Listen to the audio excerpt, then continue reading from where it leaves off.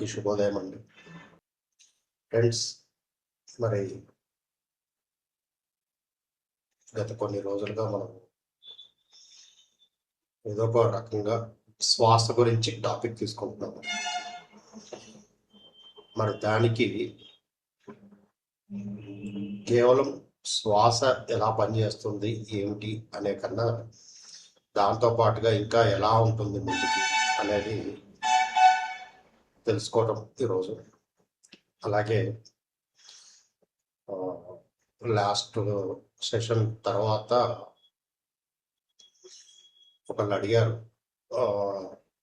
Meditation గురించి. మనం ఇంకా అంటే ఈ మార్గంలో ఉన్నాం కాబట్టి మన లైఫ్ స్టైల్ ఎలా మార్చుకుంటే బాగుంటుంది అని చెప్పేసి లాస్ట్లో దాని గురించి మాట్లాడుకుందాం ఒక 5 minutes. మరి ఈరోజు ఈ సెషన్కి ఇన్వైట్ చేసినందుకు ఈ మహాతార్ బాబాజీ టీం అందరికీ కూడా కృతజ్ఞతలు తెలియజేస్తూ, ఫ్రెండ్స్, మరి ఈరోజు టాపిక్లో మనము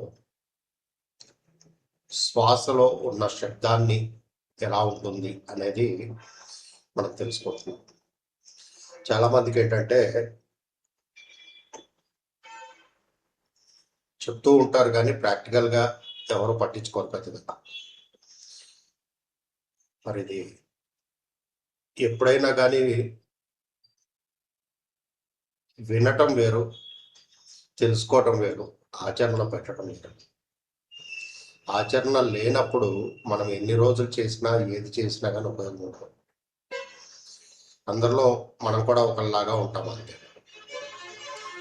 అట్లా కాకుండా ఎప్పుడు కూడా మనతో మనం కలిసి ఉండటానికి ఎంతగా మనము ప్రయత్నం చేస్తే అంత అద్భుతంగా ఉంటుంది. ప్రపంచంలో అన్నిటితోటి ఉంటున్నాము. భౌతికమైన లౌకికమైన విషయాల పట్ల అన్ని రకాలుగా ఉంటున్నాము ఇక్కడ. కానీ మనిషి తనతో తాను ఉండటం మర్చిపోయాడు. తనలో ఉన్న గొప్ప స్నేహితుడిని తన జీవితానికి మార్గదర్శి అనుకున్నప్పుడు తనని పట్టించుకోవటం మర్చిపోయాడు. ఏం జరుగుతుందంటే బయట ప్రపంచంలో ఎక్కడో ఉంది ఇదంతా, ఇక్కడ లేదు అనే భావంలో ఉండిపోయాడు.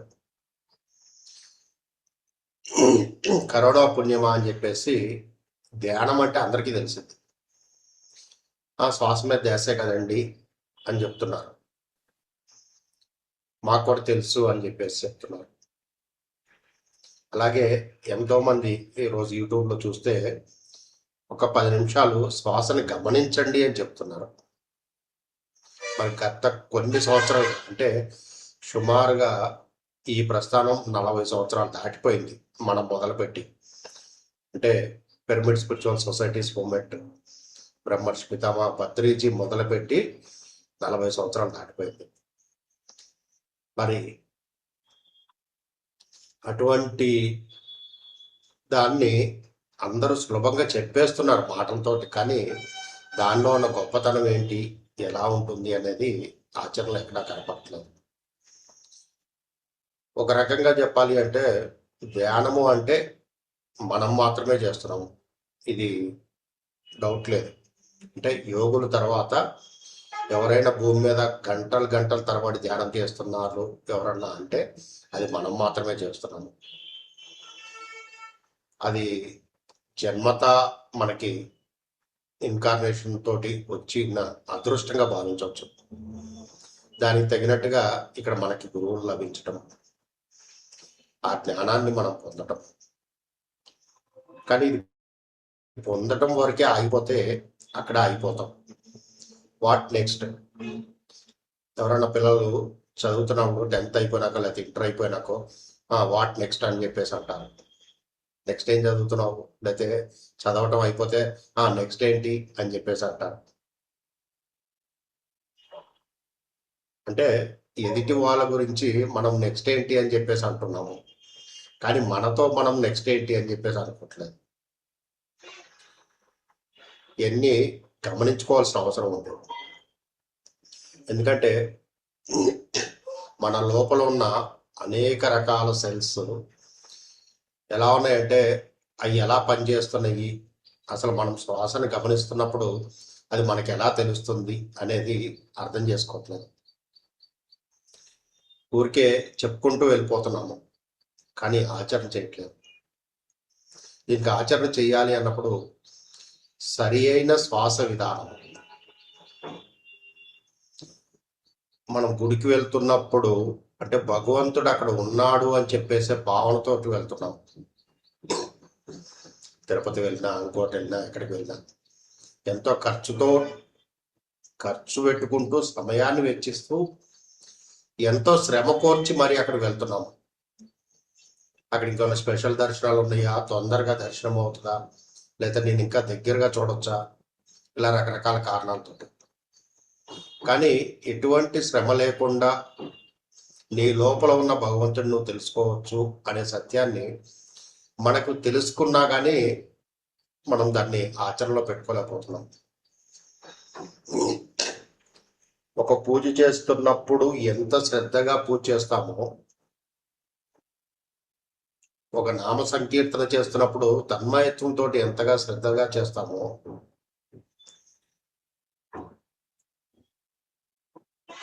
మనతో మనం కలిసి ఉండాలి అన్నప్పుడు, మన లోపల ఉన్న భగవంతుడిని మనం దర్శించాలి అన్నప్పుడు అంత శ్రద్ధ కావాలి, తప్పించాలి. దానికోసమే చనిపోవాలనిపించాలి. ఈ భూమి మీద ఏదన్నా గొప్పది ఉంది అంటే అదే. దాన్ని నేను ప్రతి క్షణము దానితో రమించాలి అనే ఆలోచన మనం చేయాలి. ఇవన్నీ చేయలేనప్పుడు ఏమవుతామంటే క్యాజువల్గా వెళ్ళిపోతూ ఉంటుంది. 10 నిమిషాలు, అరగంట, లేకపోతే తెల్లవారుజామున పాపం లెగిసి మనము కష్టపడి కూర్చుంటున్నాము. అది ఇష్టంతో చేస్తున్నామా, కష్టంతో చేస్తున్నామా అనేది ఎవరికి వాళ్ళకి తెలియాలి. కానీ ఇష్టంతో చేసినప్పుడు కష్టం అనిపించదట. అందులో బ్రాహ్మీ ముహూర్తంలో చేసే ఏ కార్యక్రమం అయినా కానీ 100% విజయాన్ని ఇస్తుంది, మనకి దాని ప్రతిఫలాన్ని ఇస్తుంది. అటువంటిది ఇక్కడ మనని అద్భుతంగా మనల్ని తీర్చిదిద్దుకోవడానికి చేస్తున్న గొప్ప పని ఏదన్నా ఉంది అంటే మనతో మనం కలిసి ఉండటమే. అందుకనే యోగులు చెప్తారు, ఆయుర్వేదము, మన శాస్త్రాలు అన్నీ కూడా తెల్లవారుజామున చెయ్యండి, లెగండి అని చెప్పేసి. అది తెల్లవారుజామున అంటే ఎప్పుడు అని అనుకోవచ్చు. మామూలుగా అయితే 45 నిమిషాల ముందు అని చెప్తాం, సూర్యోదయానికి 45 నిమిషాల ముందు అని. కానీ మానస సరోవరం వెళ్ళిన వాళ్ళకి అర్థమవుతుంది తెల్లవారుజామున అంటే ఏంటో. ఎందుకంటే దాదాపుగా 1 గంట తర్వాతే, 1 గంట 2 గంటల నుంచి 5 గంటల లోపల అక్కడ ఉన్న మానస సరోవరం, ఆ జలంలో, ఆ సరోవరం ఏదైతే ఉందో దానిలో నక్షత్ర రూపాలలో అక్కడ స్నానం చేస్తూ ఉంటారు దేవతలందరూ వచ్చి. దాంట్లో మునిగేసి వెళ్ళిపోతూ ఉంటారు. అది ఒక యోగులు కనపడవచ్చు వాళ్ళ దివ్య దృష్టితోటి, మనకి కనపడవచ్చు, లేకపోతే లేదు. కానీ చాలామంది దాన్ని షూట్ చేశారు, కెమెరాల్లో బంధించారు ఆ సత్యాన్ని. ఇవన్నీ వాస్తవాలు, ఏదో మనం చెప్పుకుంటుంది కాదు, ఇది వాస్తవాలు. ఇవన్నీ అంటే ఇంత గొప్ప స్థితి మనకు జరుగుతుంది. అటువంటి సమయంలో మనతో మనం కలిసి ఉండటం అనేది ఎంత అద్భుతంగా ఉంటుందో గమనించండి. మన లోపల ఉన్న గొప్ప సత్యం ఏంటి అనే సత్యాన్ని మనం అర్థం చేసుకోవటానికి, మన లోపల ఏం జరుగుతుంది, శ్వాస మీద ధ్యాస పెడుతున్నాము అంటున్నాము, మరి ఆ శబ్దానికి, ఆ శ్వాస వేదానికి ఎలా ఉంటుంది అన్న సత్యం మనం తెలుసుకుంటే మన జీవితం అద్భుతంగా ఉంటుంది. ఇంకా ఈ సత్యాన్ని గ్రహించట్లేదు ఇక్కడ మనం. గ్రహించడానికి ప్రయత్నం చేయండి ఇక్కడి నుంచి. ఎందుకంటే శబ్దము చాలా బాగుంటుంది లోపల. అందుకనే యోగులు చెప్పేది ఏంటంటే, బయట శబ్దాలను కాదురా, బయట ఓంకారాన్ని వినటం కాదురా, బయట ఉచ్చరించడం కాదురా, నీ లోపల నాభి స్థానం నుంచి వస్తున్న ఆ ఓంకారాన్ని నువ్వు వినాలి, నీకు నువ్వే అని చెప్తారు. అలాగే నీ లోపల నువ్వు ఎప్పుడైతే మమేకం అవుతున్నావో ఆ జ్యోతిని ఇక్కడ దర్శిస్తావు అని చెప్పేసి చెప్తున్నారు. ఇది కేవలం యోగులకు మాత్రమే కాదండి. ఎవరైతే ఒక సాధకుడు ఉన్నాడో ఆ సాధకుడు ఎప్పుడైతే ధ్యానిగా మారుతాడో ఆ ధ్యాని తన తపనతోటి తను సాధన చేసినప్పుడు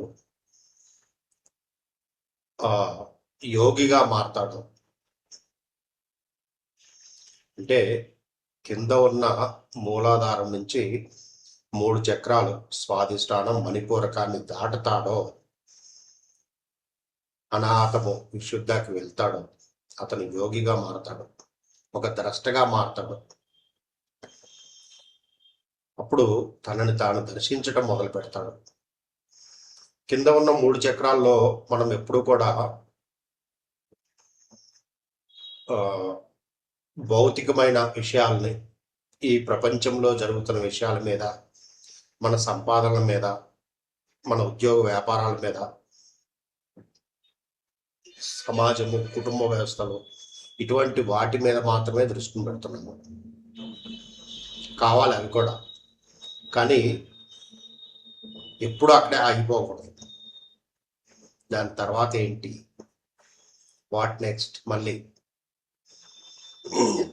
ఎన్ని రోజులు చేసినా ఇదే కళ్ళు మూసుకుని కూర్చోటమేనా? మన లోపల జరుగుతున్న దాన్ని దర్శించలేమా? మనము దాన్ని గమనించుకోలేమా? దాన్ని అనుభవించలేమా? మనము అనుభూతి చెందలేమా? అనుభవానికి అనుభూతికి కూడా చాలా తేడా ఉంటుందండి. పదం ఒక్కటే చిన్న పదం, కానీ అనుభవం అన్నది కేవలం తెలుస్తుంటుంది అంతే, ఇలా ఉంటుంది అని. అనుభూతి ఈ శరీరంలో ఉన్న కొన్ని కోట్ల కణాలతోటి అనుభూతిస్తుంటుంది. అంటే ప్రతి శరీరంలో ఉన్న ప్రతి సెల్ కూడా అనుభూతి చెందుతుంది. దానికోసమే మనం మానవ జన్మ తీసుకున్న కారణం అది. ఇక్కడున్న ఈ జ్ఞానాన్ని ఊరికే చేస్తూ వెళ్తుంటే అందరికీ వచ్చేస్తుంటుంది అది. కానీ దేవతలు కూడా మానవ జన్మ తీసుకుని గురువుల దగ్గరికి వెళ్ళి వాళ్ళు చెప్పింది విని దాన్ని ఆచరణలో పెట్టారు.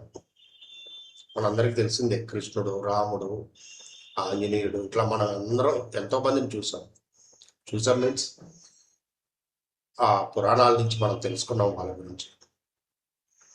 ధ్యానంలో చేసే వాళ్ళకి ఆటోమేటిక్గా ఆ జ్ఞానం వచ్చేస్తుంటుంది, దర్శిస్తుంటారు. అంటే ఇటువంటి గొప్పవన్నీ మనం ఈ శరీరంతో పొందుతున్నప్పుడు మరి ఈ శరీరంలో వచ్చే ఆ శబ్దాన్ని కూడా మనం గ్రహించుకోవాలి కదా. ఆ శబ్దాన్ని గ్రహించుకోవటమే ఈ ప్రపంచంలో ఉన్న అనంతమైన శక్తి ఏదన్నా ఉంది అంటే ఓంకారం. ఓంకారం నుంచి ధ్వని పుట్టింది. ఓంకారం ఎక్కడి నుంచి వచ్చిందో తెలుసా? బ్రహ్మదేవుడి నాభి స్థానం నుంచి ఓంకారం పుట్టింది. ఇవన్నీ నేను ఏదో చెప్పలేదు మీకు, పురాణాల్లో ఉన్న విషయాన్ని మీకు తెలియజేస్తున్నాను. బ్రహ్మదేవుడి యొక్క నాభి స్థానం నుంచి ఓంకారం పుడుతుంది.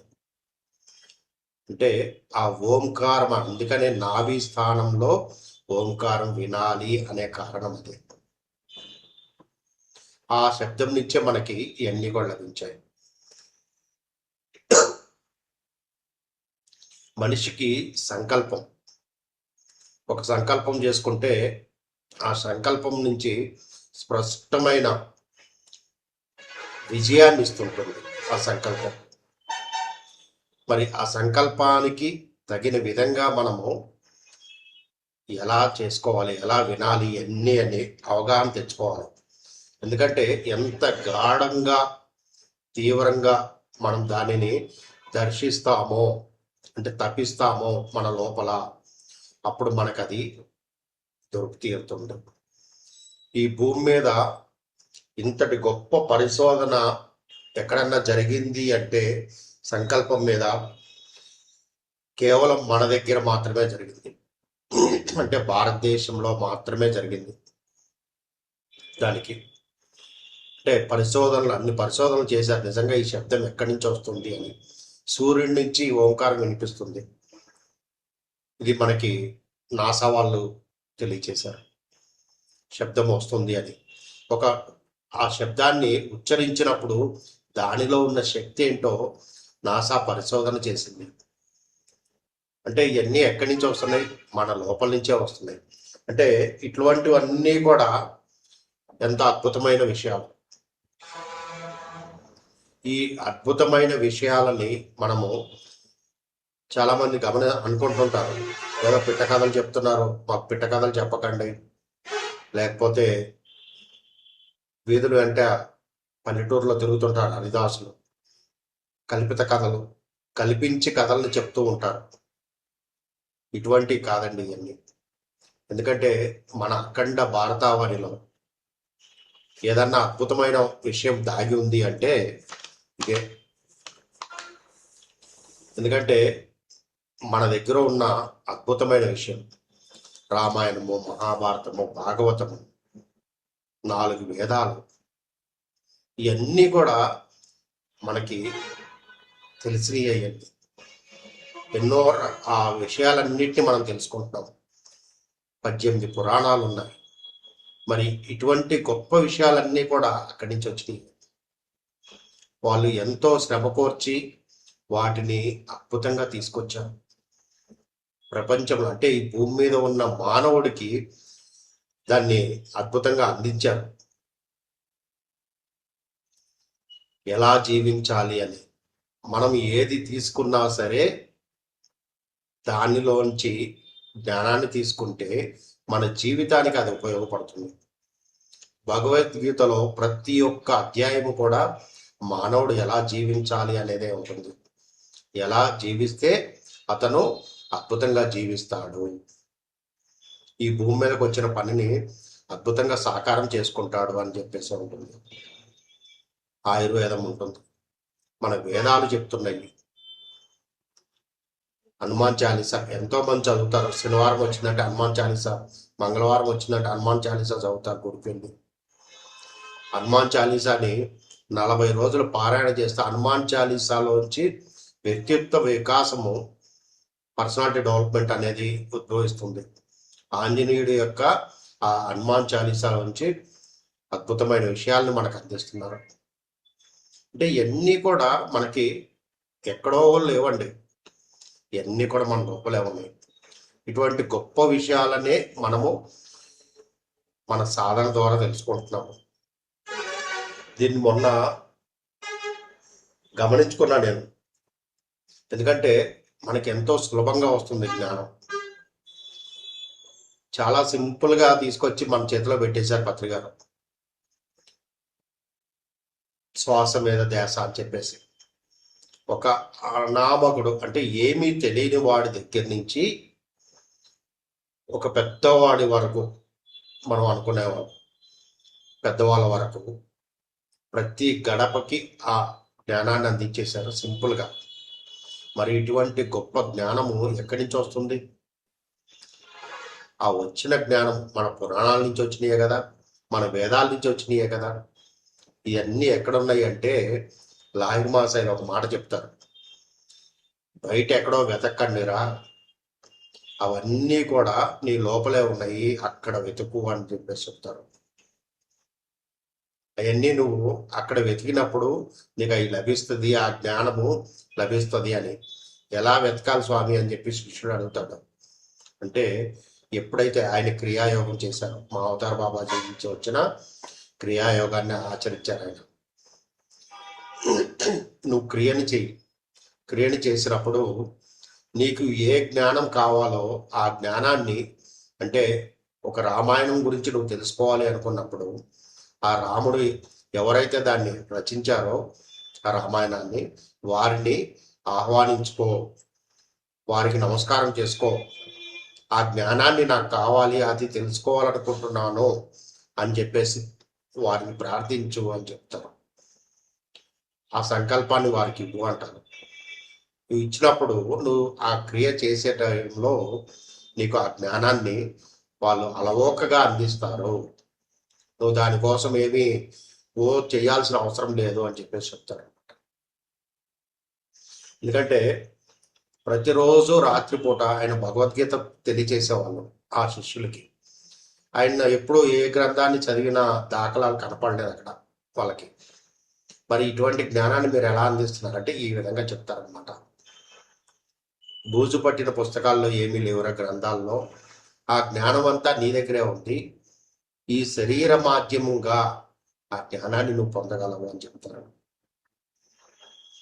ఖచ్చితంగా అండి, మీరు ఏదైతే నిజంగా తెలుసుకోవాలనుకుంటున్నారో మనసు పెట్టి మనసులో సంకల్పం చేసి దాన్ని గాఢంగా ఎప్పుడైతే ప్రార్థిస్తావో ఆ శబ్దంతో, అంటే అది బయటికి వెళ్తుందా లేకపోతే నీ లోపలే దాన్ని తీవ్రమైన గాఢంగా దాన్ని స్ఫురణ చేసుకుంటావా అనేది ఇక్కడ ఆధారపడి ఉంటుంది. అది ఎప్పుడైతే నువ్వు స్ఫురణ చేసుకుంటావో అంత గాఢంగా ఆటోమేటిక్గా నీకు అది మేనిఫెస్ట్ అవుతుంది, అద్భుతంగా అందుతుంది. అది ఖచ్చితంగా అది నీకు వచ్చేస్తుంది అనమాట. అది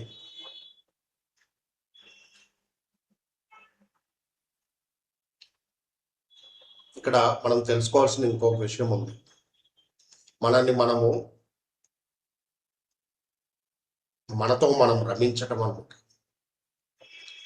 నువ్వు ఎంతగా నీతోటి నువ్వు రమించడం అంటే వేరే భౌతికంగా తీసుకోకండి, లౌకికంగా. నీ ప్రతి శ్వాసలో మనం శ్వాస మీద ధ్యాస పెట్టు అని చెప్తుంటాం కదా నిమిషానికి ధ్యానంలో కూర్చోబెట్టిన తర్వాత.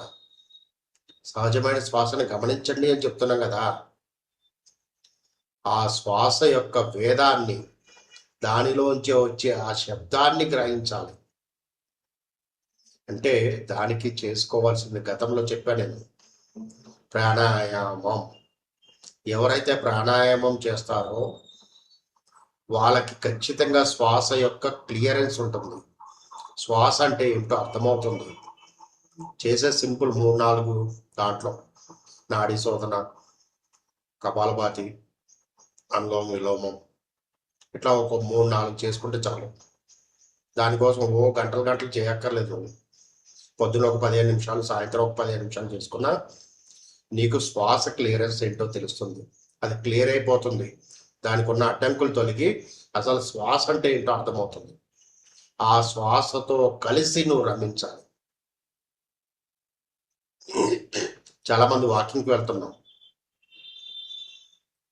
ఫోన్లో పట్టుకుని మాట్లాడుకుంటూ వెళ్తారు, లేదా పక్కనున్న వాళ్ళతో మాట్లాడుతూ వెళ్తారు, లేకపోతే ఏదో ఒక సినిమా పాటలో లేదా ఏదో స్పీచ్లో పెట్టుకుని వెళ్ళిపోతుంటారు.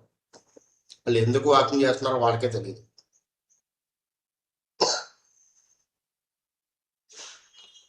ప్రతి అడుగు కూడా భూతత్వంతో కలిసి, పంచభూతాల్లో భూమి కూడా మనకు ఒకటి, ఆ భూతత్వంతో కలిసి ఒక్కొక్క అడుగులో ఒక్కొక్క శ్వాసని గమనించుకుంటూ నువ్వు ఆ వాకింగ్ చేస్తే, నడకని ప్రారంభిస్తే అప్పుడు తెలుస్తుంది దాని యొక్క గొప్పతనం ఏంటో, ఈ శరీరంలో జరిగే మార్పులు ఏంటో తెలుస్తుంది. అలా రమించాలి నీతో. అది అప్పుడు ప్రతిఫలాన్ని ఇస్తుంది నీకు నువ్వు చేసినప్పుడు. ఇవన్నీ మనం ఎక్కడ పట్టించుకోవట్లేదు. ప్రతి ఒక్కరు ఏదో కూర్చున్నాము అంతే, మేము చేస్తున్నామండి అంటాం.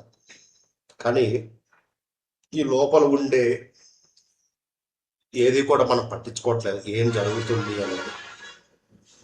దాన్ని ఖచ్చితంగా పట్టించుకుని తీరాలి. ప్రతిదీ లోపల ఏం జరుగుతుందో దాని మీద దృష్టిని పెట్టి తీరాలి. దాని మీద దృష్టి పెట్టడం అంటే శ్వాసని గమనించడమే. ఎప్పుడైతే నీ శ్వాసతోటి కలిస్తే ఆ లోపల వస్తున్న వేదము, ఆ నాదము నీకు వినిపిస్తూ ఉంటుంది. నువ్వు ఎంతగా అక్కడ గాఢంగా మమేకమవుతావో ఆ శ్వాసతోటి, అప్పుడు అది నీతో కలిసి ఉంటుంది. అక్కడ నుంచి నువ్వు ఏ జ్ఞానాన్ని, నువ్వు ఏ చక్రానికి కనెక్ట్ అవుతావో ఆ చక్రం యొక్క విశేషం ఏంటో, అక్కడి నుంచి మనం ఏ జ్ఞానాన్ని పొందాలో ఆ జ్ఞానం నీకు లభిస్తుంది. ఇవన్నీ మనం పట్టించుకోవట్లేదు. చక్రాల మీద అంటే శబ్దానికి, వాక్కుకి, మన ఆలోచనకి, వీటన్నిటికీ ఎక్కడ ఉంది అంటే 5వ చక్రం, విశుద్ధ చక్రంలో ఉంటుంది. నువ్వు విశుద్ధ చక్రాన్ని కనుక దీన్ని చేరుకోగలిగితే, నిత్యం దీంతో ఉండగలిగితే అద్భుతమైన యోగి అవుతావు. అద్భుతమైన వాక్కు అనేది నీ ద్వారా వెళ్తూనే ఉంటుంది. సత్యాన్ని మాత్రమే అందించగలుగుతూ ఉంటాం. అసత్యం ఏదో సత్యం ఏదో నీకు తెలుస్తుంటుంది. కొన్ని సందర్భాల్లో సత్యం కఠినంగా ఉంటుంది. స్వామి, ఇదేంటి ఇంత కఠినంగా నేను మాట్లాడాలా, ఇది నాకు అవసరమా అనిపిస్తుంది. అంటే నాకు జరిగిన సంఘటనలు కొన్ని సందర్భాలు అంటే ఇక్కడ నీవు అనుకుంటుండే, అంటే నేను ఫలానా అని చెప్పి అనుకుంటే అది నీకు కఠినంగా ఉంది. అది నేను కాదు, నా ద్వారా వస్తుంది వాక్కు అని చెప్పి అనుకుంటే ఎదుటి వాళ్ళకి ఎవరికి అవసరం ఉందో నీకేం తెలుసు? అది నువ్వు బయటికి రిలీజ్ చేయి ఆ వాక్కుని, అది ఎవరికి అవసరం ఉందో వాళ్ళు అందుకుంటారు అని చెప్పి ఎంత బాగా చెప్పారో ఆ రోజు నాకు ఈ ఎక్స్పీరియన్స్ వచ్చినప్పుడు. అంటే గతంలో నేను క్లాసులు చేసినప్పుడు ఒక సందర్భంలో ఒక పౌర్ణమి క్లాస్లో జరిగింది.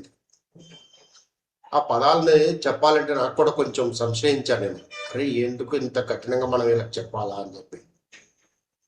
కానీ ఆ లోపల నుంచి వచ్చిన వాయిస్ నాకు ఆ రోజు,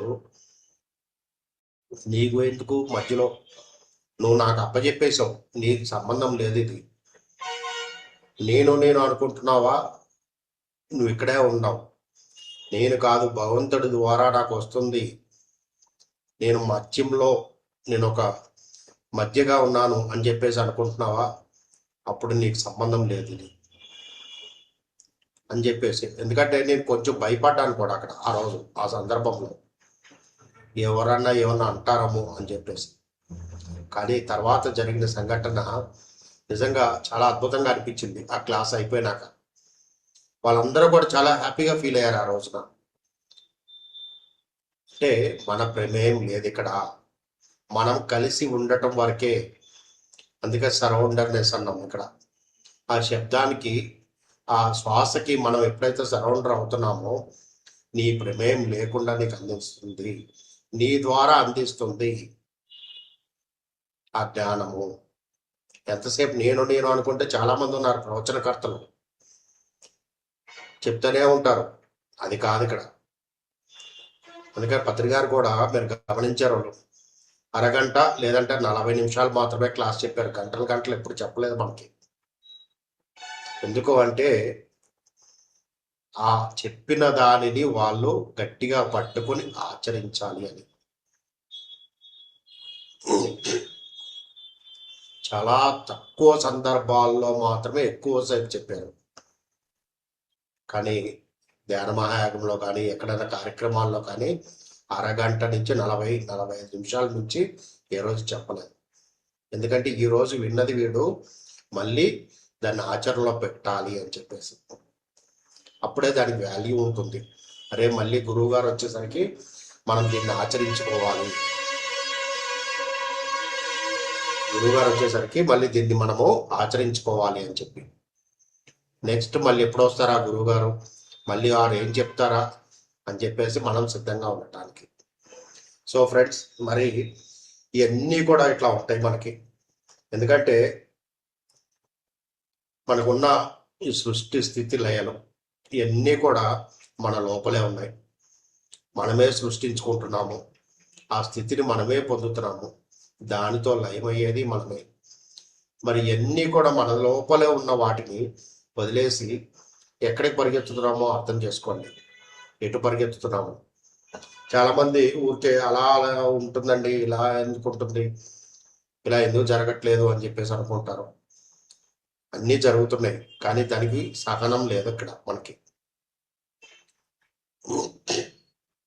ఎప్పుడైతే మనం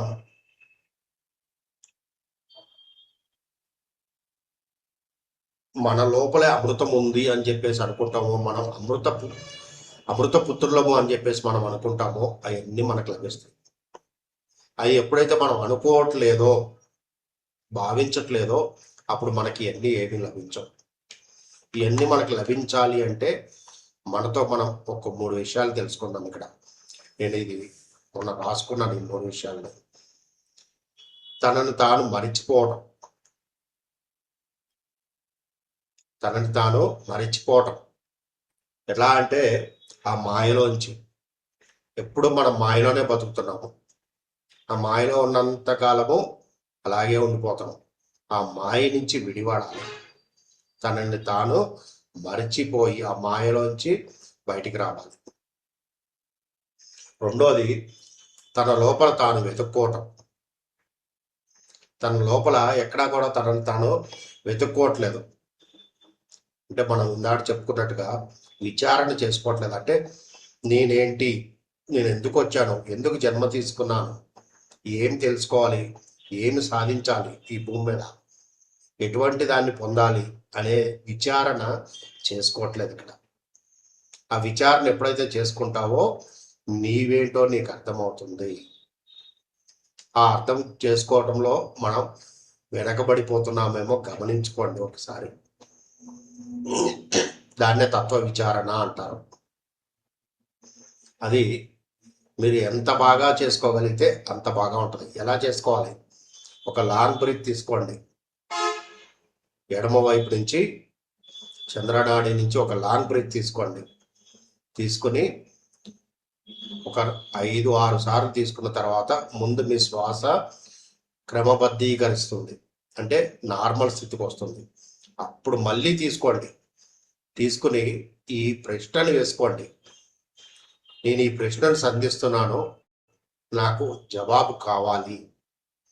నేనేంటి అసలు, ఏదో అందరిలాగా పుట్టాను, పెరిగాను, సంసారంలోకి వచ్చాను, మళ్ళీ బాధ్యతలు, ఉద్యోగము, వ్యాపారము, డబ్బు సంపాదించడము, లేకపోతే ఆస్తులు కూడబెట్టుకోవడం, దీనికోసమే వచ్చానా నేను, ఇంకా దేనికి లేదా, నాకు ఇంకా జీవితం అంటూ ఏం లేదా అని చెప్పి ఇక్కడ గమనించుకోవాలి ఒక విషయాన్ని. పుట్టినప్పుడు తల్లిదండ్రుల ఇదిలో ఉన్నాము, ఆ స్థితి దాటాము, పాఠశాలకు వెళ్ళాము, చదువుకున్నాము. అక్కడ భౌతికంగా ఉన్న విషయాల కన్నా నువ్వు ఎలా జీవించాలి, ఎలా ఉద్యోగం చేసుకోవాలి, ఎలా డబ్బులు సంపాదించాలి, ఇవే మనకు తెలుసుకున్నాం. మనము తెలుసుకున్నప్పుడు అక్కడి నుంచి బయటకు వచ్చాము, పెళ్ళి, పిల్లలు, సంసారము ఒకటి ఏర్పడింది. ఇంతకాలం మనం తల్లిదండ్రుల కోసం చూసాము, అయిపోయింది.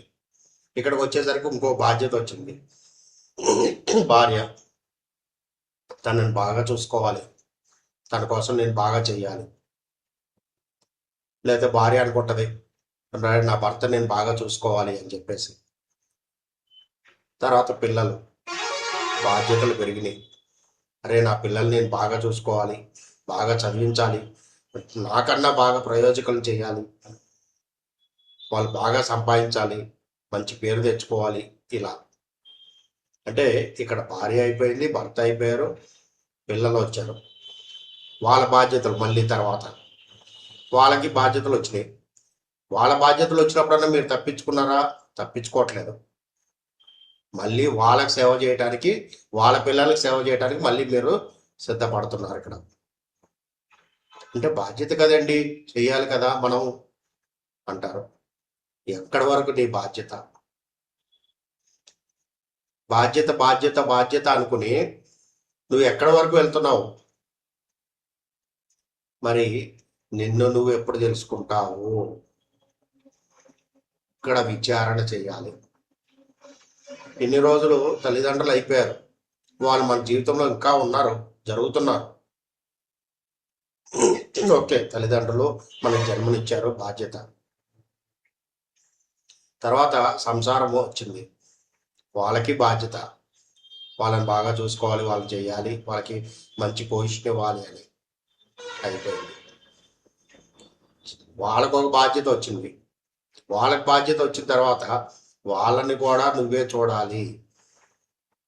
వాళ్ళకి సరిగ్గా సంపాదిస్తున్నారో లేదో, వాళ్ళు సరిగ్గా వచ్చిన డబ్బులు ఏమన్నా వేస్ట్ చేస్తున్నారా, ఏం చేస్తున్నారు, అసలు ఏం సంపాదిస్తున్నారు, ఎక్కడ సరిపోతుంది వాళ్ళు సంపాదించేది అసలు. వాళ్ళ వెనకాల వేసుకోవటానికి దాచుకోవటానికి లేదు వాళ్ళకి. లేకపోతే రేపొద్దున వాళ్ళ పిల్లలు వస్తే మళ్ళీ ఆ పిల్లల్ని చూడటానికి మళ్ళీ మీరు బయలుదేరుతారు. ఇన్ని బంధాలలో కాలచక్రంలో తిరుగుతున్నారే, మరి మిమ్మల్ని మీరు ఎప్పుడు విచారణ చేసుకుంటారు? వయసు అయిపోయింది, 50 దాటి 60 దాటి, శరీరం సహకరిస్తుందో లేదో తెలియదు. మరి ఏ రోజున మీరు మిమ్మల్ని మీరు విచారణ చేసుకుంటారు? గట్టిగా ప్రశ్నించుకోండి. ఇదేనా నా జీవితం అని చెప్పి అడగండి, నీ శ్వాసను అడగండి. నా జీవితం ఏంటో నాకు చూపించండి, నేనేం చెయ్యాలో నాకు అటువైపు ప్రయాణం చేసేలాగా నన్ను దారి చూపించండి, నాకు ఆ దారిలో నడవటానికి నాకు అవకాశం కల్పించండి అని చెప్పి ఆ ప్రశ్న మీరు వేసుకోనంత కాలము ఒక సామాన్యుడుగానే ఉంటారు, సామాన్యుడుగానే వెళ్ళిపోతారు. అంటే సామాన్యుడు అంటే ఏదో గొప్పోడు అయిపోయి ఏదో అయిపోతారని కాదు ఇక్కడ. కానీ నువ్వు వచ్చిన పర్పస్ భూమి మీదకి ఆ జ్ఞానాన్ని పొందటము, ఆ తత్వ విచారణ చేసుకోవటము, నీవు వచ్చిన పనిని నువ్వు ఫుల్ఫిల్ చేసుకోవటం, సంసారంలోనే నిర్వాణం. దేన్ని వదిలేయట్లేదు ఇక్కడ మనము, గుర్తుపెట్టుకోండి. ఎక్కడ ఇదవ్వట్లేదు, అన్నిటితోటి ఉంటున్నాము, కానీ మనని మనం తెలుసుకునే ప్రయత్నం. మూడోది, ప్రతి క్షణము నిన్ను నువ్వు గుర్తు చేసుకోవడం. నేనేంటి నేనేంటి అనేది ఒక రోజున నీ తపన నిజంగా ఉంటే అది ఎస్, నేనే అహం బ్రహ్మాస్మి, నేనే భగవంతుని. పత్రి గారు చెప్పారు కదా మనకు చాలా సందర్భాల్లో, అరే భగవంతుడు ఎక్కడో లేడరా, నీలోనే ఉన్నాడని. భగవద్గీత అదే చెప్పింది కదా, అహం బ్రహ్మాస్మి, ఎస్ నేనే భగవంతుడిని అన్న సత్యం మీకు అర్థమవుతుంది. ప్రతి క్షణం నీతో నువ్వు కలిసి ఉన్నప్పుడు అది సాధ్యమవుతుంది. ఫ్రెండ్స్, ప్రతిదీ గమనించుకోవాలి, గుర్తుపెట్టుకోండి. ఏదో చేస్తున్నాము, ఎవరో ఏదో క్లాస్ పెట్టారు, వెళ్ళాము, బాగుంది, చప్పట్లు కొట్టాము, వచ్చేసాం కాదు. ప్రతి నిమిషము, ఇంకా చెప్పండి, ప్రతి సెకండ్ కూడా నీ శ్వాసతోటి నువ్వు కలిసి ఉండటం నేర్చుకోవాలి. అప్పుడు మాత్రమే నువ్వు అనుకున్నది సాధ్యమవుతుంది. ఎంతసేపు నేను దేహ పదార్థాన్నే కదా, నేను మనిషినే కదా అని అనుకుంటే అరిషడ్ వర్గాల్లో ఉండిపోతాం. అది కాదు అనుకుంటే, నేను కూడా ఈ భూమి మీద ఉన్న గొప్ప ప్రాణుల్లో 84 లక్షల జీవరాశుల్లో నేను ఒక గొప్ప ప్రాణిని, నేను ఒక గొప్ప వ్యక్తిని. ఈ భూమి మీద ఉన్న అద్భుతాన్ని నేను దర్శించడానికి వచ్చాను ఈ శరీర మాధ్యం ద్వారా అని చెప్పి నువ్వు ఎప్పుడైతే భావిస్తావో అప్పుడు నువ్వు అనుకున్నది సత్యమవుతుంది, నువ్వు అనుకున్నది నెరవేర్చుకుంటావు. లేని పక్షంలో ఒక సామాన్యుడిగానే మిగిలిపోతావు. ఎంతసేపు జనాలకి ఎలా ఉంటుందంటే, ఓ క్లాసులో ఏముందండి, నేను కూడా చెప్పేస్తాను, నేను కూడా చెప్పగలను అని చెప్పేసి ఒక పుస్తకం పట్టుకుని బయలుదేరుతాను. లేకపోతే నేను అక్కడ నుంచుంటే అద్భుతంగా క్లాస్ చెప్పగలను అనుకుంటాను. చెప్పేది చెప్పించేది సర్వం నీ లోపల ఉన్న ఆ భగవంతుడు. నేనైతే ఒకటే అనుకుంటాను, ఇదంతా కూడా నా శ్వాస గొప్పతనము, నాదేమి కాదు అని చెప్పేసి. ఆ శ్వాస నాకు అందిస్తున్న జ్ఞానాన్ని, ఆ అనుభవాన్ని, నాకు వస్తున్న ఎక్స్పీరియన్స్ని నేను నోట్ చేసుకుంటూ ఉంటాను ప్రతి క్షణం.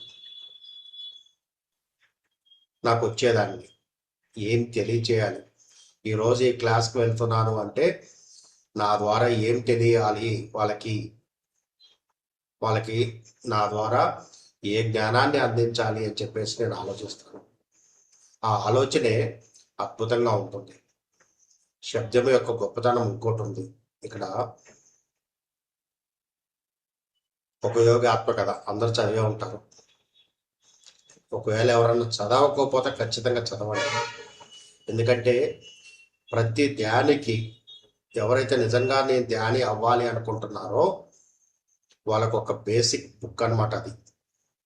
ఆ బుక్ నిజంగా మిమ్మల్ని అద్భుతంగా తీసుకెళ్తుంది. అరే ఇంత గొప్పతనం ఉందా అని చెప్పేసి. యోగానంద పరమహంస పుట్టినప్పుడే, అంటే ఆయన పుట్టకముందే యోగులు వాళ్ళ తల్లికి తెలియజేశారు, నీకు ఒక గొప్ప యోగి రాబోతున్నాడమ్మా అని చెప్పేసి.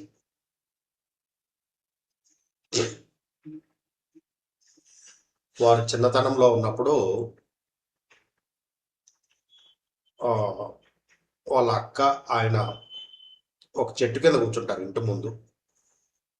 ఆ చెట్టు మీద పక్షులు వాళ్తూ ఉంటాయి, ఆ చిలకలు అవన్నీ కూడా పక్షులు వాళ్తూ ఉంటాయి. ఆ చెట్టుకున్న వేప చెట్టు కింద ఆ పళ్ళను తింటూ ఉంటాయి, వేప పళ్ళని. ఈలోపు ఆ వాళ్ళ సిస్టర్కి చిన్న దెబ్బ ఏదో తగిలితే ఇంట్లో ఉన్న ఆ మెడిసిన్ ఏదో తీసుకొచ్చి ఆయిల్ ఆ దెబ్బకి రాస్తూ ఉంటుంది. రాసుకుంటుంటే యోగానంద పరమహంస గారు ఆయన కూడా తీసుకుని ఆయన మోచేతికి రాసుకుంటాడు. మోచేతి దగ్గర, ఈ మోచేతి దగ్గర ఆయిల్ రాసుకుంటుంటాడు. నువ్వెందుకు రాసుకుంటున్నావు అని అడుగుతుంది. ఏమో రేపు పొద్దున్న నాకు కూడా పెద్ద కురుపు అవుతుందేమో, అందుకే ముందు జాగ్రత్తగా రాసుకుంటున్నాను అంటాడు. అంటే ఆవిడ దాన్ని ఖండిస్తుంది అనమాట. ఆరోగ్యంగా బాగున్న దానికి రేపొద్దున అవుతుంది అంటావేంటి, దానికి ముందు ఇప్పుడు మందు రాయటం ఏంటి అని చెప్పేసి. ఏమో రేపొద్దున పెద్ద కురుపు అవుతుందేమో, అక్కడ పెద్ద ఇదవుతుందేమో అని చెప్పేసి ఈయన కూడా అలాగే అంటాడు అని ఆవిడ కొంచెం వెటకారంగానే ఆయన్ని చేసినప్పుడు ఈయన కూడా అంతే గాఢంగా అవుతుంది అని చెప్పేసి చెప్తాడనమాట. రేపొద్దున ఇక్కడ నాకు ఒక కురుపు అవుతుంది చేతికి పలానా చోట అని చెప్పేసి మరీ చెప్తాడనమాట. ఈ ప్లేస్లో పలానా చోట ఇట్లా అవుతుంది అని మరీ చూపించి చెప్తాడు. సర్లే రేపొద్దున చూద్దాంలే అని చెప్పేసి వెళ్ళిపోతుంది. నిజంగానే ఆవిడ వెళ్ళిపోయిన తర్వాత ఈయన గాఢంగా, ఎందుకంటే ఆ రోజునే ఆయన చిన్నతనంలోనే ఆయన నిరూపించిన కొన్ని జీవితంలో అద్భుతాలని చూపించాడు. ఆయన గాఢంగా ప్రార్థిస్తాడు, ఇది సత్యం అవ్వాలి అని చెప్పేసి, సత్యం ఇది జరిగి తీరాలి అని చెప్పేసి గాఢంగా ప్రార్థిస్తాడు. ఆయన గాఢంగా లోపల చెప్పుకుంటాడనమాట ఆ తీవ్రంగా. తెల్లవారేసరికి నిజంగానే ఆయన చేతికి చూస్తే పెద్ద కురుపై ఉంటుంది. అప్పుడు వాళ్ళ అక్కగారు చూసి ఆశ్చర్యపోయి చాలా భయపడిపోతుంది. భయపడిపోయి తల్లి దగ్గరికి వెళ్ళి చెప్తుంది అనమాట, అమ్మా అప్పుడు ఆయన్ని ముకుందుడు అని ముకుంద ఆయన పేరు చిన్నతనంలో, తమ్ముడు ఇలా చేశాడు, ఇలా చేతికి గాయమైంది, ఆ కురుపైంది అని చెప్పేసి చెప్తుంది అనమాట. అప్పుడు తల్లి తనను పిలిచి యోగానంద పరమహంస గారిని, నువ్వు ఇలాంటి పనులు చేయకు, నీ శబ్దానికి, నీ మాటకి ఉన్న పవర్ని అవసరం లేని వాటికి వాడవద్దు. ఏదైతే సత్యం ఉందో దానికి మాత్రమే దాన్ని ఉపయోగించు. ఇటువంటి వాటికి ఎక్కడ ప్రదర్శనలు చేయడానికి ఉపయోగించవద్దు అని చెప్పి మందలిస్తుంది ఆయన. తర్వాత డాక్టర్ దగ్గరికి తీసుకెళ్ళి దాన్ని కట్ చేయించి దానికి చేస్తే మచ్చలాగా పడిపోతుంది. ఆ మచ్చను చూసుకున్నప్పుడల్లా ఆ సంఘటన గుర్తొస్తుంటుంది ఆయనకి. అంటే ఎంత శబ్దం ఆయన గాఢమైన ఆ లోపల ఉచ్చరించిన ఆ శబ్దానికి తెల్లారేసరికి అది జరిగింది అంటే గమనించండి. 24 గంటలు కూడా గడవక ముందే అది జరిగింది అంటే గమనించండి. మన సంకల్పానికి, తీవ్రమైన సంకల్పానికి ఎంత శక్తి ఉందో దానికి శ్వాసను ఎలా జోడించాలో చెప్తారు ఇప్పుడు. అలాగే రెండవ సంఘటన ఇంకోటి జరుగుతుంది వారి విషయంలోనే. ఒకసారి వాళ్ళు బిల్డింగ్ మీద ఉన్నప్పుడు మనకి సంక్రాంతికి గాలిపటాలు ఎగరేస్తాం కదా. ఆ గాలిపటాలు ఎగరేస్తున్నప్పుడు చెరొక బిల్డింగ్ మీద, పక్క బిల్డింగుల మీద ఇద్దరు పిల్లలు గాలిపటాలు ఎగరేస్తుంటారు. అయితే వాళ్ళ అక్కగారు అడుగుతుంది అనమాట, ఆ గాలిపటాలు ఎగరేస్తున్నారు కదా, దాంట్లో నాకు ఒకటి తెచ్చి ఇవ్వగలవా అని చెప్పేసి. దానిదేముంది, తీసుకొచ్చేద్దాం, నీకు గాలిపటమే కదా కావాల్సింది, నీకు ఇస్తాను, తీసుకొచ్చి అని చెప్పేసి చెప్తాడు. ఆయన అక్కడే ఉండి దాన్ని తీవ్రంగా గాఢంగా ప్రార్థిస్తాడనమాట. మా అక్కగారికి ఈ ఇది కావాలి అని చెప్పేసి, గాలిపటాలు కావాలి. ఎందుకంటే అది రావాలి అంటే అప్పుడు తెలిసిందే కదా మనకి, మాంజ ఆ దారానికి గాజు సీసంతో చేసిన ఒకటి రాస్తారు దానికి. అది తెగాలంటే మామూలు విషయం కాదు, మన చేతిలో తెగుతుంటాయి. అట్లాంటి సందర్భం ఆయన తీవ్రంగా గాఢంగా ఆ ఉన్న ప్రదేశంలో ప్రార్థన చేస్తాడు లోపల. అది ఆటోమేటిక్గా మనకి విశ్వంలోకి వెళ్ళటము, ఆ గాలిపటాల్లో రెండులో ఒకటి కట్ అవటము, ఆ పక్కనున్న వీళ్ళ బిల్డింగ్కి ఆనుకుని ఉన్న పక్కనే ఉన్న ఒక చెట్టుకి ఆ దారం చిక్కుకుంటుంది అనమాట. ఆయనకి అందుబాటులో ఉండే విధంగా నిదానంగా వెళ్ళి ఆ చెట్టు మీద చిక్కుకున్న దారాన్ని తీసి ఆ గాలిపటాన్ని తీసుకొచ్చి అక్కగారికి ఇస్తాడు. అలాగే రెండోది కూడా మరికొద్ది సేపట్లోనే రెండోది కూడా వచ్చేస్తుంది ఆయన దగ్గరికి. ఆయన చేతికి అందే విధంగా రెండో గాలిపటం కూడా వచ్చేస్తుంది. అంటే ఆవిడ అడగటము, ఈయన దానికి గాఢంగా లోపల సంకల్పం చేసుకోవటము. ఆ శబ్దానికి ఉన్న పవర్ ఏంటో గమనించండి ఇక్కడ. అలాగే మనకి కూడా అలాగే జరుగుతుందండి. ఇక్కడ ఒక వస్తువు ఉంది, ఆ వస్తువుని తీసుకొచ్చి మనం ఇక్కడ పెట్టాము అనుకోండి, అది అక్కడే ఉంటుంది, కదలదు. అది కదలదు. అది కానీ ఒక చిన్న ఉదాహరణ చెప్తాను. ఒక అద్భుతంగా ఒక పేపర్ తోటి ఒక అద్భుతమైన పడవను తయారు చేశాను. మనం చిన్నప్పుడు పడవలు చేసేవాళ్ళం కదా. వర్షాకాలం వస్తే ఇంట్లో పేపర్లో, న్యూస్ పేపర్లో లేదా పుస్తకాల్లో వచ్చే పేపర్లో చింపి పడవలు తయారు చేసి వదిలేవాళ్ళం మనం నీళ్ళల్లో. ఆ నీటి ప్రవాహానికి అది వెళ్తూ ఉండేది. అదే ఆ నీటి ప్రవాహం లేకుండా మామూలుగా నేల మీద పెట్టామనుకోండి, ఆ పడవను తీసుకెళ్ళి, కదులుతుందా? కదలదు కదా. అంటే దానికి తోడేం కావాలి? నీటి ప్రవాహం కావాలి. ఆ అందమైన పడవ ఆ నీటి ప్రవాహం మీద పెడితే దానికి ఆ నీటి పల్లానికి ఎటు వెళ్తుందో అటు ప్రయాణం చేస్తుంటుంది. అలాగే మన లోపల ఉన్న, మనం లోపల చేస్తున్న సంకల్పానికి ఏ సంకల్పం అయితే మనం చేసుకుంటున్నామో అది ఆరోగ్యం కావచ్చు, ఉద్యోగం కావచ్చు, వ్యాపారం కావచ్చు, నీ మానసిక స్థితి కావచ్చు, సంబంధాలు కావచ్చు, కుటుంబ సంబంధాలు, బాంధవ్యాలు కావచ్చు, ఏదైనా సరే దాన్ని ఒక సంకల్పం తీసుకున్నప్పుడు ఒక్క క్షణం నీ శ్వాసని ఆపి, అంటే కుంభకం అంటాం, ఇక్కడ రేచకం కుంభకం అంటాము,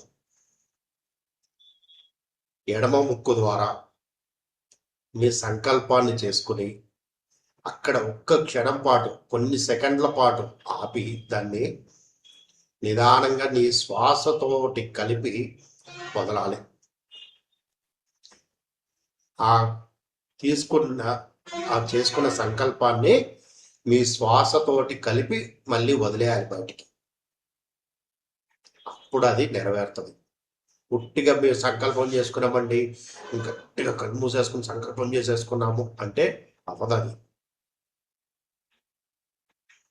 మీ శబ్దానికి, మీ లోపల చేస్తున్న ఆ శబ్దానికి, అంటే ఆ సంకల్పం ఏదైతే ఉందో ఆ సంకల్ప శబ్దానికి మీ శ్వాసని జోడించాలి. ఎందుకు జోడించాలి అంటే ప్రాణశక్తి ఇక్కడ భౌతికంగా చూసినప్పుడు ఆక్సిజన్, ఇది అంటే బయట నుంచి తీసుకుంటున్నప్పుడు ఇది ఆక్సిజన్, కానీ లోపలికి వెళ్తున్నప్పుడు ప్రాణశక్తిగా మారుతుంది మనకి. ఆ ప్రాణశక్తి ఎలా ఉంది? ఈ శరీరంలో ఉండే ప్రతి అవయవానికి వెళ్తుంది. ఎస్, ప్రతి అవయవానికి, ఈ శరీరంలో ఉండే ప్రతి అవయవానికి వెళ్తుంది. మరి వెళ్తుంది కాబట్టి అంటే ప్రయాణం చేస్తుంది. శ్వాస ఒక దగ్గర లేదు కదా. ఆ ప్రవాహానికి మనం ఆ సంకల్పాన్ని జోడించాలి. తీవ్రంగా, చాలా గాఢంగా. దాని పరిణామాలు అంటే ఆ సంకల్పం నెరవేరిన తర్వాత పరిణామాలు ఎలా ఉంటాయి, మీరు ఎలా ఆనందిస్తారు, దాన్ని ఎలా అనుభూతి చెందుతున్నారు, ప్రతిదీ దానికి తీసుకెళ్ళి, ఆ సంకల్పాన్ని తీసుకెళ్ళి జోడించాలి. జోడించి ఆ సంకల్పాన్ని ఆ శ్వాసకి జోడించి అప్పుడు మీరు ప్రశాంతంగా కూర్చున్నప్పుడు మీకు ఆ చేసుకున్న సంకల్పాన్ని బట్టి రేపా ఎల్లుండా ఎప్పుడు అనేది మీ తీవ్రతను బట్టి ఉంటుందని. ఊరికే నేను సంకల్పం చేసేసుకున్నా అండి ఏమీ అవ్వట్లేదండి అంటే అవ్వదు. పుట్టిగా బియ్యం పోసేసి కుక్కర్లో పెట్టేస్తే అవుతుందా? గిన్నెలో పెడితే స్టవ్ వెలిగిచ్చేసి దాంట్లో నీళ్లు సరిపడా నీళ్లు పోయాలి. అప్పుడే అది మనం తినటానికి పనికొచ్చే విధంగా తయారవుతుంది. అలాగే ఇక్కడ కూడా ఆ గాఢమైన సంకల్పం ఏదైతే చేసుకుంటున్నారో దాన్ని ఆ శ్వాస వేదానికి, ఆ శ్వాసకి అప్పచెప్పాలి మీరు. అది దానితో కలిసి ప్రయాణం చేస్తుంది. అప్పుడు అది నెరవేరుతుంది. చాలా గొప్ప జ్ఞానం అండి శ్వాస వేదం. మీరు శ్వాసని సరిగ్గా గమనించుకుంటే దాంట్లో వచ్చే ప్రతిదీ క్షుణ్ణంగా పిన్ టు పిన్ అనుకుంటాం కదా, అలా మీరు వినగలుగుతారు, అనుభూతి చెందగలుగుతారు శరీర మాధ్యం ద్వారా. కాబట్టి ప్రతిదీ కూడా అద్భుతమే, మీరు నెరవేర్చుకోవాలంతే మీరు. సో ఫ్రెండ్స్, మరి ఇంత సమయం కూడా అవుతుంది. గొప్ప అవకాశం ఇచ్చినందుకు, ఈరోజు ఈ శ్వాస శబ్దాన్ని మనం తెలుసుకున్నందుకు, శ్వాస వేదం నేను పెట్టుకున్న పేరు ఇది. శ్వాసకి వేదాన్ని అన్వయించుకున్నాను. ఈ శబ్దానికి దానికి ఏంటి రిలేషన్ అని చెప్పి గడిచిన 40 రోజులుగా నేను గమనించుకున్నాను. ఇది గమనించినప్పుడు నాకు కలిగిన అనుభవాల్ని నేను నోట్ చేసుకున్నాను. అన్నీ కూడా రాసుకోండి. మీరు కూడా మీకు ధ్యానంలో వచ్చినప్పుడు ఏమనిపిస్తుందో రాసుకోండి. మీకు రేపొద్దున ఉపయోగపడుతుంది అది ఏదో సందర్భంలో. ప్రతిదీ గమనించుకోండి, ప్రతిదీ రాసుకోండి, ప్రతి సందర్భంలోనూ ప్రశ్న వేసుకోండి, దాన్ని మీ శ్వాసకి అప్పచెప్పండి. దాని యొక్క ఫలితాలను ఖచ్చితంగా మీరు పొంది తీరుతారు మీ తపనను బట్టి. సో లాస్ట్ టైము క్లాస్లో మనకి అయిపోయిన తర్వాత ఒకళ్ళు నాకు మెసేజ్ చేశారు, సార్ మేము ఎలా ఉంటే బాగుంటుంది అని చెప్పేసి, ఎలా తెలుసుకుంటే బాగుంటుంది అని చెప్పేసి. మరి దానికోసం నేను దానికి ఒకటి తయారు చేసుకున్నాను. అంటే నా షెడ్యూల్ ప్రకారంగా నేను తయారు చేసుకున్నాను. ఇక్కడ నేను ఒక పని చేస్తాను, నేను దీన్ని మీకు పంపిస్తాను. నేను ఇది గ్రూప్లో షేర్ చేయండి మేడం. ఓకే సార్, అంటే షేర్ నేను చేస్తాను. జస్ట్ ఇది చక్కగా డిజైన్ చేసి మరి తయారు చేసుకోవడం, అంటే షెడ్యూల్ ఎలా ఉండాలి అది ఇక్కడ నేను మర్చిపోయాను. నేను సిస్టంలో పెట్టుకుందాం అనుకున్నాను, నేను మర్చిపోయాను. ఒక్క నిమిషం ఉంది.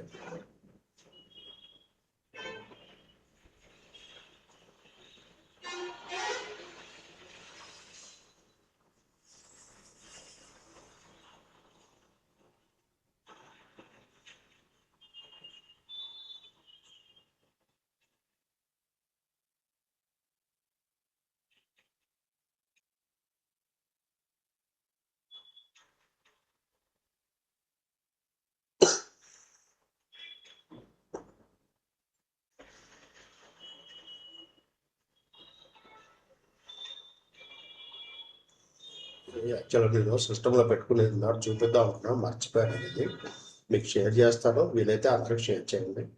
సార్ నేను ఇది ఎలా గ్రూప్లో పోస్ట్ చేసుకున్నామంటే, దీన్ని ప్రతిరోజు ఎలా ఉంటుంది, దినచర్య ఎలా ఉంటే బాగుంటుంది అని చెప్పేసి వాళ్ళు క్వశ్చన్ అడిగారండి. ఎవరో లాస్ట్ టైం క్లాస్ అయిన తర్వాత పంపించారు, నాకు క్వశ్చన్ పంపించారు, తెలియచేయండి సార్ అని. యాక్చువల్గా ఇది నా ప్రణాళిక అండి. ఇది ఎప్పుడు కూడా నేను డిజైన్ చేసుకున్నది కాదు, నేను చేసేదే ఇది. మార్నింగ్ 2 గంటలకు నిద్రలేస్తాను నేను. తెల్లవారుజామున 2 గంటలకు నిద్రలేస్తాను. లేచి 2 to 5 మెడిటేషన్ ఉంటుంది. 2 గంటల నుంచి 5 గంటల వరకు మెడిటేషన్ ఉంటుంది. ఆ తర్వాత 5 to 5:30 ఫ్రెష్ అప్ అవడం, అంటే అది చూసుకోండి. తర్వాత 5:30 to 6:30 యోగా ఉంటుంది. అంటే ప్రాణాయామాలు, సూర్య నమస్కారాలు ఇవన్నీ ఉంటాయి. చిన్న చిన్న ఆసనాలు, అంటే మన ఈ భారీ శరీరాన్ని ఇబ్బంది పెట్టే ఆసనాలు కాదు, చిన్న చిన్న ఆసనాలు చేస్తాను. అట్ ది సేమ్ టైం సూర్య నమస్కారాలు, ప్రాణాయామాలు ఇవన్నీ ఉంటాయి. తర్వాత వచ్చేసి 6:30కి జస్ట్ వాటర్, కంపల్సరీ గోరువెచ్చని వాటర్ ఉంటుంది. ఇప్పుడు ఎండాకాలం కాబట్టి మామూలు బిందె నీళ్ళు సరిపోతాయి మనకి, లేని పక్షంలో గోరువెచ్చని నీళ్ళు. అలాగే సుమారుగా ఒక వాటర్ 1 లీటర్ అనుకుంటే దాంట్లో ఒక 3 గ్లాసులు మామూలు వాటర్ తాగితే, 1 గ్లాసులో లెమన్ హనీ విత్ హనీ తోటి గోరువెచ్చని నీళ్ళతోటి 1 గ్లాస్ తీసుకుంటాం. ఇది దాదాపుగా ఒక 1 లీటర్ సరిపోతుంది మనకి రోజు. ఇట్లా చేసుకోవటం. తర్వాత వచ్చేసి 6:45 నుంచి 7:30 వరకు వాకింగ్. మోస్ట్లీ 45 మినిట్స్ తగ్గకుండా వాకింగ్ ఉంటుంది. అది చెప్పులు లేకుండా, పార్క్లో చెప్పులు లేకుండా, అంటే రాళ్ళ మీద కాదండి, భూమి మీద. అక్కడ కొన్ని చోట్ల ఫ్లోరింగ్ వేసేసి ఉంటుంది, టైల్స్ వేసి ఉంటాయి, అవి కాదు. చెప్పులు లేకుండా భూమి మీద నడవటం, ఆ ప్రకృతిని ఆస్వాదిస్తూ, అక్కడ ఉన్న ఆ పూల మొక్కలు వాటిని ఆస్వాదించుకుంటూ, అట్ ది సేమ్ టైం మన ప్రతి అడుగులో మన శ్వాసను గమనించుకుంటాం. ఇట్లా కనీసం ఒక 45 నిమిషాల పాటు ఉంటుంది నాది. ఆ తర్వాత ఇంకా 8 తర్వాత రోజు డైలీ ప్రోగ్రామ్స్లోకి వెళ్ళిపోతాను, అప్ టు 7 మ్యాక్సిమం.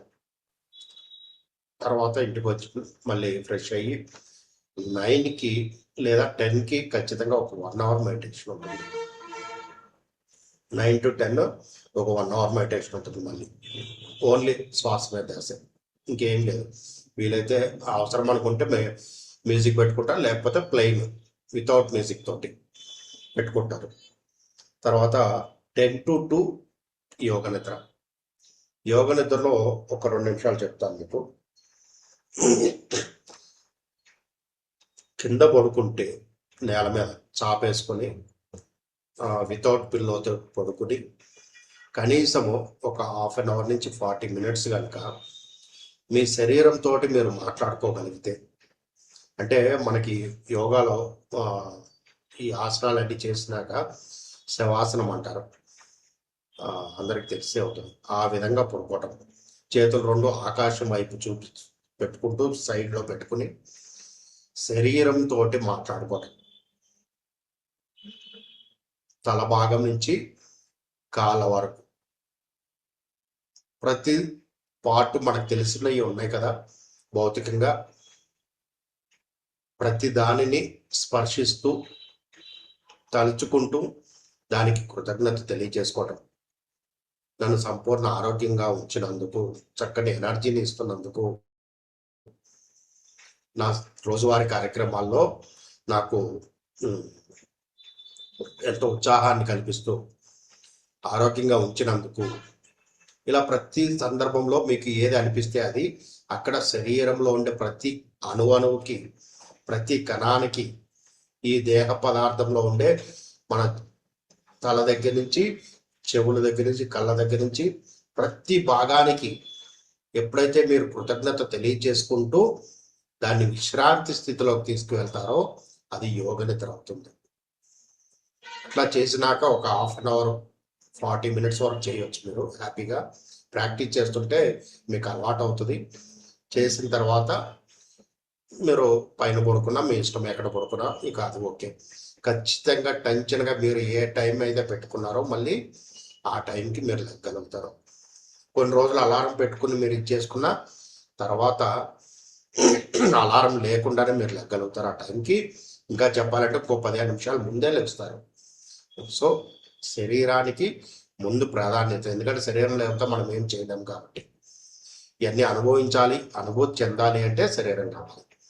సో ఈ శరీరానికి నువ్వు అద్దం ముందు నుంచుని, లేదంటే డే టైంలో మీకు ఎప్పుడన్నా రాత్రిపాటు కానీ కుదిరితే ఏమంటారు, అది డ్రెస్సింగ్ టేబుల్ అద్దం ఉంటుంది కదా, నిలువెత్తు అద్దం, దాని ముందు నుంచుని కూడా చక్కగా ఫీల్ అవుతూ మీరు ఎప్పుడైతే కృతజ్ఞతాభావం తెలియజేసుకుంటారో, మీరు ఎలా ఉండాలనుకుంటున్నారో, మీ శరీర ఆకృతి ఎలా ఉండాలనుకుంటున్నారో అలా ఊహించుకుంటూ దానికి చెప్పుకుంటూ దానికి ఎప్పుడైతే మీరు చేస్తారో ఆటోమేటిక్గా మీకు అన్నీ జరుగుతాయి. సో ఈ రకంగా నేను నా డైలీ ప్లాన్ ఉంటుంది. మీకు ఎవరికైనా ఇంట్రెస్ట్ ఉంటే దీన్ని ఆచరించుకోవచ్చు, మీ ఇష్టం అది. థ్యాంక్ యూ అండి. మరి ఇంత గొప్ప అవకాశం ఇచ్చినందుకు థ్యాంక్ యూ వెరీ మచ్.